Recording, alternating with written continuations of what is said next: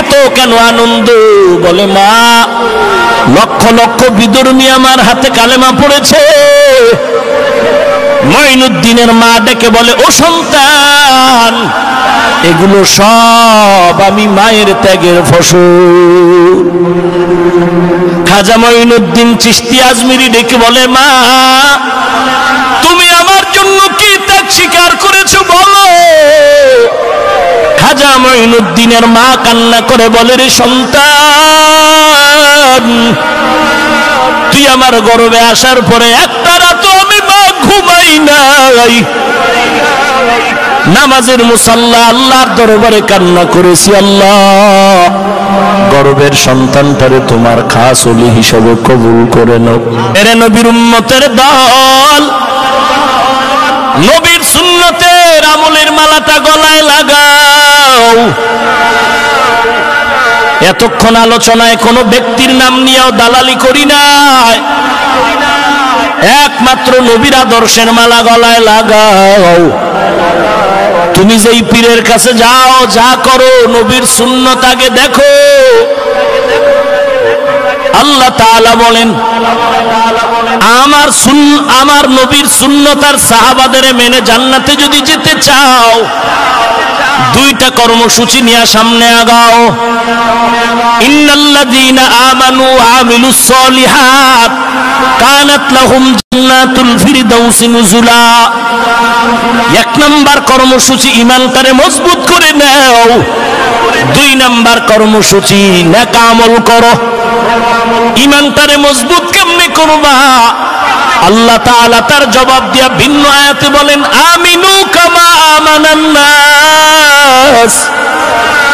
ঈমান আনো সাহাবায়ে কেরামের ঈমানের মতো ঈমান। সাহাবায়ে কেরামের ঈমানটা কেমন? قال النبي صلى الله عليه وآله وسلم لا طاعة لمخلوق في معصية الخالق। আল্লাহকে বেজার করে পৃথিবীর কারো কথা মানা যাবে? আল্লাহকে বেজার করে পীরের কথা মানা হারাম। আল্লাহকে বেজার করে তার কথা মানা হারাম। আল্লাহকে বেজার করে মা বাবার কথা মানা। সাহাবায়ে কেরামের ঈমান এমন মজবুত, গলার ভিতরে ছুরি আসলো, ফাঁসির মঞ্চ রেডি, তারপরও আল্লাহর বিরুদ্ধে যায়নি। জালেম বাদশা খবর দিল, যারা আল্লাহ মানে এদেরকে ধরো, আমার দরবারে হাজির করে দাও। ধরে এনে বলে, আমার পায়ে সিজদা কর। আল্লাহকে সিজদা করা যাবে না। ঘটনাক্রমে ওই লাইনের মধ্যে একজন দিনদারিনী আল্লাহর বান্দি ইমানদার দুধের একটা বাচ্চা নিয়া লাইনে দাঁড়ায় গেল, গোয়েন্দারা ধরে ফেলল। জালেম বাদশা লোভানক দৃষ্টি দিয়ে কয়, এই নারী, তুমি মুমিন? বলে হ্যাঁ। সিজদা কাকে করো? করে আল্লাহকে করি। বলে আজকে থেকে আমাকেই সিজদা করবা।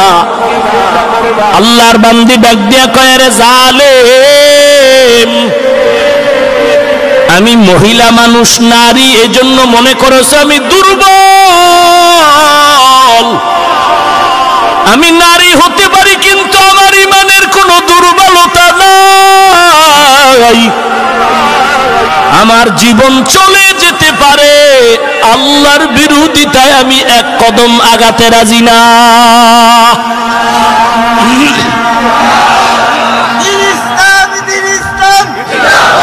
ভাইরা আমার,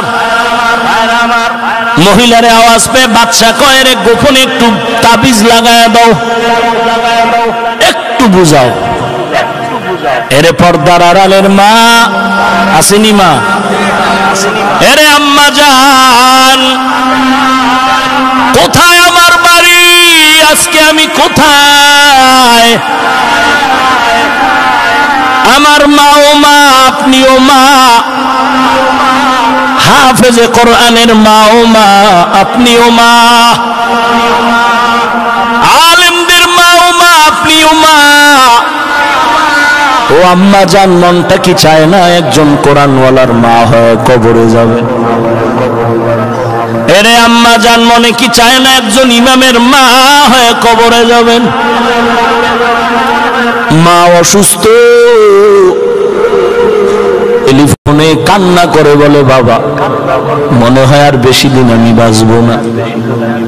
কথা বলতে পারে না। বোন মোবাইল ধরে কয়, ভাইজান মা কান্না করে বলেছে কষ্ট হলেও যেন আমার বড় সন্তান এসে জানাজাটা পড়ায় দেয়। খাজা মঈনুদ্দিনের মা ও মা, আপনিও মা। এ জমিনের বড় বড় আল্লাহওয়ালার মা ও মা, আপনিও মা। কে সে? খাজা মঈনুদ্দিন মদিনা থেকে ভারতে আসলেন, কালেমার খেদমত করেন।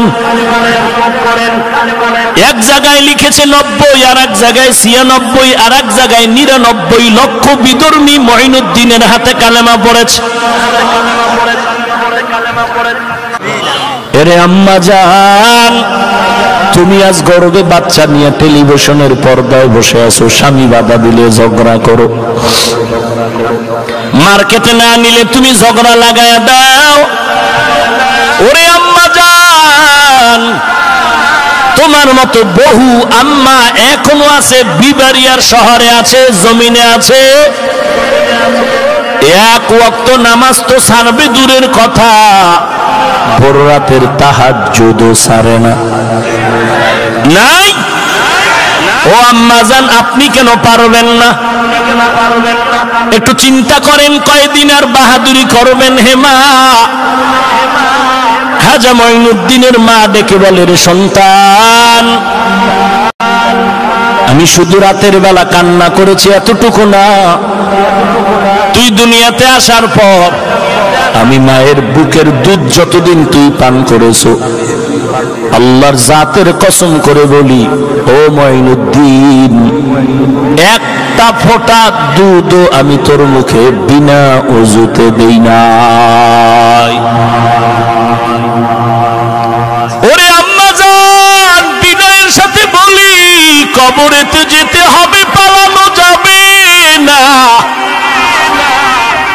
ও মা, চোখ দুটো বন্ধ করে একটু ছোটবেলার দিয়ে তাকাও। খেলার মাঠে কত বোনেরা আনন্দ করেছো, লেখাপড়ার জীবনে কত আড্ডা দিয়েছো। আজকে তোমার চলার কত বান্ধবী, কত আপনজন দুনিয়ার থেকে চলে গেল। মা, তুমি এখন ডানে বামে দেখো একা। কয়দিন আর বাহাদুরি করবারে মা? কত মানুষ এসে আমার কাছে কান্না করে, হুজুর 10 বছর বিয়া করলাম, একটা সন্তান নাই, দোয়া করবেন। কেন সন্তান চাও? বলে সন্তান তারে কোরআনওয়ালা বানাবো, সন্তান আমার জানাজার ইমামতি করবে। অন্ধকার কবর বাঁশবাগানে যখন রাখবে, তখন আমার সন্তান কবরের কিনারায় গিয়া কোরআন তেলাওয়াত করবে। আল্লাহর বান্দি কি বুঝাইয়া আবার জালেমের সামনে হাজির করা হলো। জালেম বলে, নারী আমার পায়ে সিজদা কর, না হয় তোর দুধের বাচ্চাটারে আগুনে পুড়ে ফেলবো। আল্লাহর বান্দি মানে আওয়াজ দিয়া কয়, রে জালেম, দ্বিতীয়বার কথা বলবি না, মনে যা চায় করে ফেল। আগুনের ভয় দেখায় লাভ নাই, জেলখানার ভয় দেখায় লাভ নাই। এই টুপিটা মাথায় দেওয়ার আগে চিন্তা করেছিলাম, এই টুপি মাথায় দেওয়ার কারণে কত টুপিওয়ালা জেলখানায় গেল, কত ফাঁসিতে ঝুলল। এই দাড়ির কারণে, লম্বা জামার কারণে, মদিনার নবীর আদর্শের কারণে কত বেঈমান, কত ইংরেজ, কত ব্রিটিশরা আলেমদের জবাই করলো।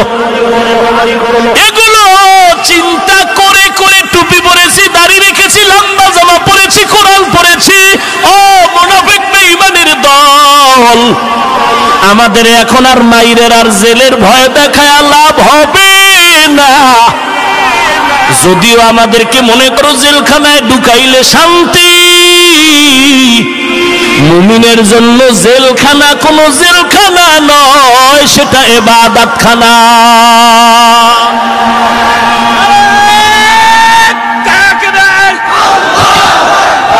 মুসলমানের শত্রুরা, আলেমুল আমার শত্রুরা, সিদ্দিকী সাহেবের শত্রুরা, বিশ্ব মুসলিম এক হও। ভাইরা আমার,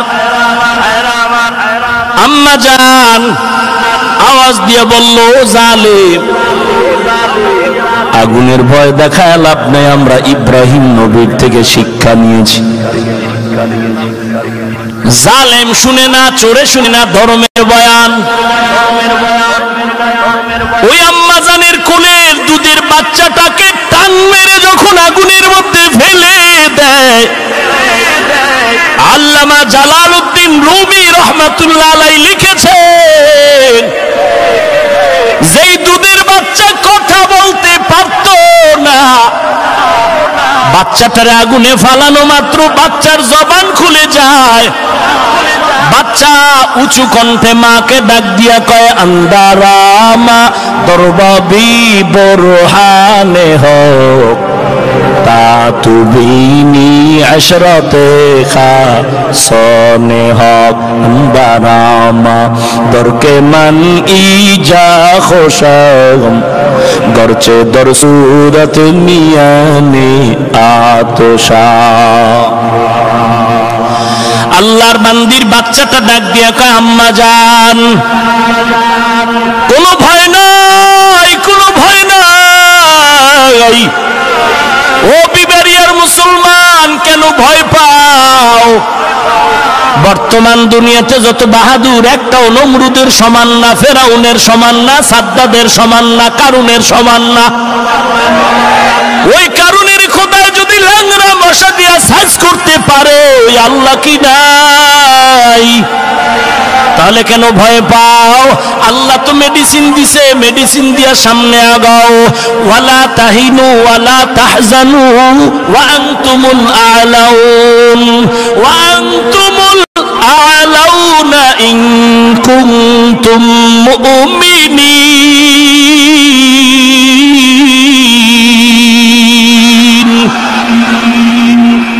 ইখলাস আর ঈমান নিয়ে সামনে আগাও, সব বেঈমান তোমাকে ভয় করতে বাধ্য হবে। এরে নবীর উম্মতের দল, এইবার বাচ্চা যখন মাকে আশার বাণী শোনায় দিল, মা যদিও দেখো আগুন, এটা এখন আগুন নাই, ফুলের বাগান হয়ে গেল। ওরে মা, তুমিও বিসমিল্লাহ বলে আগুনের মধ্যে ঝাঁপ দাও। বাচ্চার আওয়াজ পেয়ে মাও রেডি হয়ে গেল, আগুনে ঝাঁপ দিবে। মানুষের বান্দাও জেলখানায় নেওয়া যায় না, এই বান্দা ইচ্ছা করে রেডি হয়ে গেল। এটা কেমন কারিশমা! বাচ্চাও আগুনে কথা কয়, মাও রেডি হয়ে গেল।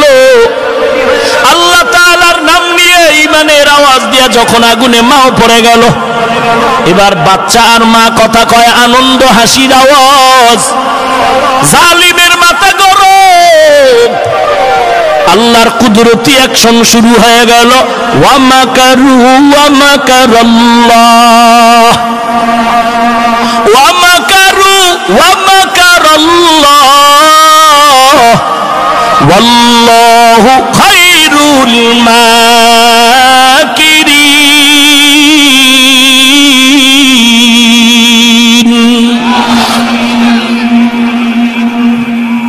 ওই আল্লাহর বান্দি এবং সন্তানের অবস্থা দেখে আশেপাশে শত শত বেঈমান কালেমা পড়া শুরু করলো। এটাই তো ইসলামের বিজয়ের বাস্তবতা। জোয়ারের পানিতে বাদ দিলে পানির জোর যেমন বেড়ে যায়, ইমানদারের ইমানে আঘাত করলে ইমানের পাওয়ার বেড়ে যায়। একটা মাদ্রাসা বন্ধ করলেই 13টা দাঁড়ায় যায়, একদিন ওয়াজ বন্ধ 3 দিন দাঁড়ায় যায়। এক আলেমের উপরে আক্রমণ হলে 1000 আলেম দাঁড়ায় যায়।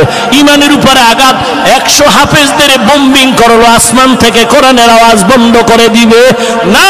না না, যতই বন্ধ করতে চাও, এটার পাওয়ার হাউস বান্দার হাতে না, এ কোরআন ও ইসলামের বাতির পাওয়ার আমার আল্লাহর হাতে।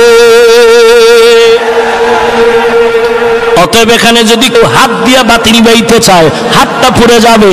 দিমাগ খাটাইলে দিমাগ নষ্ট হবে, জবান খাটাইলে জবান বন্ধ হয়ে যাবে। আল্লাহর বান্দির অবস্থা দেখে শত শত বেঈমান কালেমা পড়লো। ও আল্লাহর বান্দা, জান্নাতুল ফেরদাউস বড় দামি। নবী বলেন কেউ যদি জান্নাতের দোয়া করো, জান্নাতুল ফেরদাউসের দোয়া করিও দামি জান্নাত। এরে যুবক আল্লাহর গোলাম, মনে কষ্ট নিও না রে ভাই। পা দুটো আগায় দিলে আমি পায়ে হাত রেখে বলছি, ও মাদ্রাসার ছাত্র ভাই, বলার মতো কোনো ভাষা বয়ান আমার নাই, তবে এতটুকু বলবো, আদবওয়ালা জিন্দেগি নিয়ে আগাও। যদি কোনো শত্রু তোমার সামনে দাঁড়ায় যায়, বেয়াদবিমূলক আচরণ করবা না, বিচারক আল্লাহ, এইটা নিয়ে চুপ থাকো। বড় দুঃখ লাগে, আলিয়া মাদ্রাসায় দাখিল পড়ে, স্কুলের ছেলেটা ক্লাস 8-এ পড়ে, আমাদের কওমি মাদ্রাসার ভাইজান ছাত্র, তুমি কাফিয়া শরহে বেকায়া পড়ো।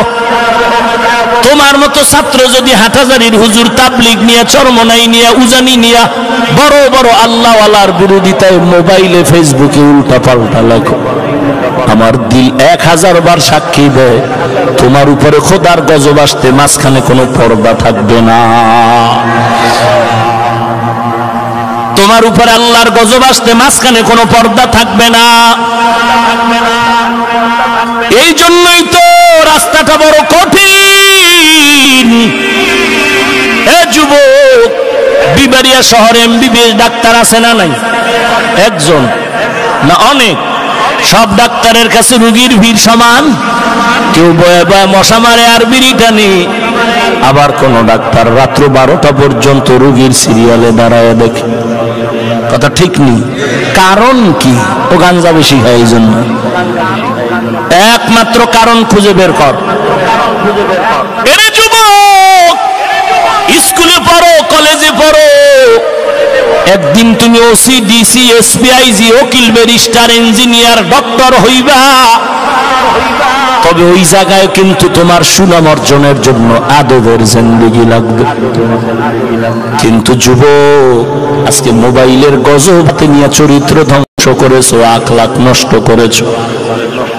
অনুনয় বিনয়ের সাথে বলি, তোমার ডানে বামে তাকায়া দেখো, তোমার মতো যুবক দাড়িওয়ালা নামাজির অভাব নাই। স্কুলে পড়ে নামাজ ছাড়ে না, কলেজে পড়ে নামাজ ছাড়ে না, লক্ষ লক্ষ টাকার ব্যবসা করে হারাম খায় না, মিথ্যা বলে না, চাকরি করে নামাজ ছাড়ে না, কৃষি কাজ করে নামাজ ছাড়ে না, ড্রাইভারি করে নামাজ ছাড়ে না। তুমি কেন পারবা না? কয়দিন আর বাহাদুরি করবি রে যুবক? এই বিবারিয়ার সন্তানের ঘটনাই তো আমি সব জায়গায় বলি। নরসিংদী বয়ানে গেলাম, যুবক এসে সালাম দিল। মোহতামিম সাহেব বলে, হুজুর এই ছেলেটা আপনার হাতের সাথে হাত লাগাতে চায়। মুসাফা করলাম, কান্না কর, বলে হুজুর দোয়া চাই। কি ব্যাপার, কাঁদো কেন? বলে হুজুর আমি একটা সিনেমা হলের কাজ করতাম, বয়ান শুনে শুনে আজ আমি পাগড়ি পরেছি, লম্বা দাড়ি। আলহামদুলিল্লাহ, এখন আমি মাদ্রাসায় পড়ি, 14 পারা কোরআন মুখস্থ হয়ে গেছে। হুজুর একটু শুনবেন নি আমার তেলাওয়াত? আমি কি শোনাও? বৈশা বৈশা কোরআনের তেলাওয়াত শুনাইলেন, শুনলাম।